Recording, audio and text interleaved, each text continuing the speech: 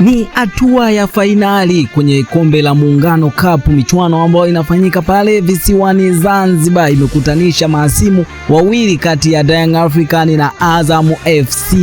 Sasa huu mchezo unafanyika pale kwenye dimba la New Amani Complex. Tupo live kabisa hapa Zanzibar kukuletea matukio ambayo yanaendelea kwenye mchezo huu wa Azam na Young African. Sasa ili usipitwe na matukio ambayo yanaendelea na update kutoka hapa Zanzibar, nikukumbushe tu hakikisha umesubscribe na kubonyeza alama ya kengele. Wewe kama mpenda michezo, wewe kama mpenda burudani, wewe kama shabiki wa Young African, lakini pia wewe kama shabiki wa Azam FC, basi mahali pako ndipo hapa. Bonyeza alama iliyoandikwa subscribe na kubonyeza alama ya kengele, kisha kaa mkao wa kula, kwa maana matukio yote utakuwa na mimi live hapa visiwani Zanzibar. Sasa kuelekea mchezo huo, makocha wote wa pande zote mbili wameamua kuachia lineup, yani kikosi ambacho kitaanza kwenye mchezo huo. Na ikumbukwe mchezo ambao ulimalizika pale jijini Dar es Salaam kwenye Mzizima Derby kwenye NBC Premier League ulitamatika kwa sare ya bila kufungana, yani sare ya 0-0. Na Azam FC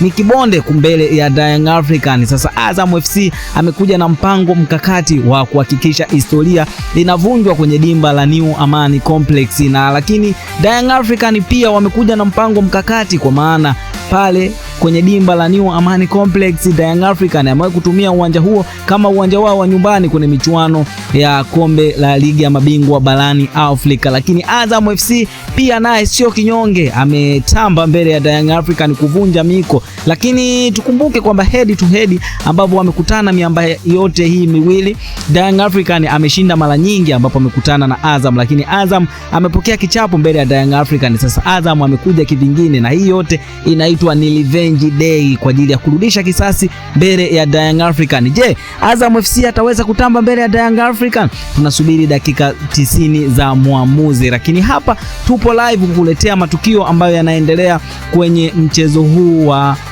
Muungano Cup. Sasa tukumbuke kwamba mshindi wa mchezo huu ataenda kwenye hatua inayofuata, hatua ya fainali moja kwa moja. Young African pia anahitaji ushindi ili aweze kutinga hatua inayofuata, lakini pia Azam FC naye anahitaji ushindi ili aweze kutinga hatua inayofuata. Sasa swali ni kwamba kati ya Young African na Azam FC nani ataibuka mshindi? Hilo ndilo swali, na mashabiki wa mpira, mashabiki wa Azam FC, mashabiki wa Young African wamezidi kutujibu kwa hali ya juu, wengi wao wakicomment kwamba Azam FC ataibuka na ushindi, lakini pia mashabiki wa Young African nao wamekuwa wakicomment kwamba Young African ataibuka na ushindi. Wewe unayetuangalia, wewe unayetutazama, bado hujatuambia wewe ni shabiki wa timu gani? Je, unaitakia timu yako ushindi ukiwa mkoa gani? Tukutane hapa kwenye comment. Lakini pia sasa hapa tunaenda kuangalia prediction lineup ya kikosi. Walimu wa pande zote mbili wameachia lineup mapema sana kuelekea mchezo huu. Sasa hapa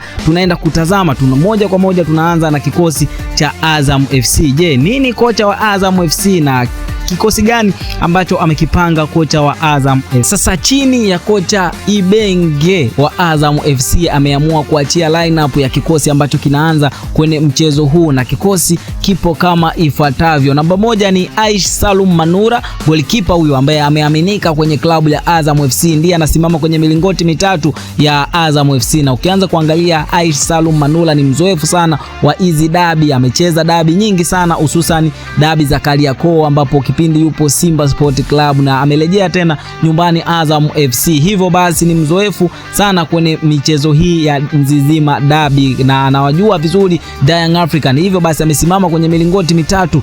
Na namba mbili ni Lusajo Maikenda, na ndiye team captain wa Azam FC. Lusajo Maikenda amecheza dabi nyingi sana na anaijua Young African. Hivyo kocha Ibenge ameamua kuanza na Lusajo Maikenda, na namba tatu ni Pasco Msindo, na namba 4 ni Yoro, na namba 5 ni Fuentes Mendez, na namba 6 ni Imidi Maumkami, na namba 7 ni Abaha, na namba 8 ni Akaminko midfielder wa mpira huyu, na namba 9 ni Kitambala Bola, na namba 10 ni Faisal Toto, na namba 11 ni Idi Sulemani Nado. Naam, sasa hichi ndicho kikosi cha Azam FC ambacho kinaenda kuwawakilisha kwenye Mzizima Derby kati ya Young African na Azam FC kwenye dimba la New Amani Complex. Sasa twende tukakitazame kikosi hiki. Kwa nini Florent Ibenge ameamua kuanza na kikosi hichi? Moja kwa moja ukianza kuangalia nature ya kikosi cha Azam FC unaanza kuona kinahitaji ushindi, kwa maana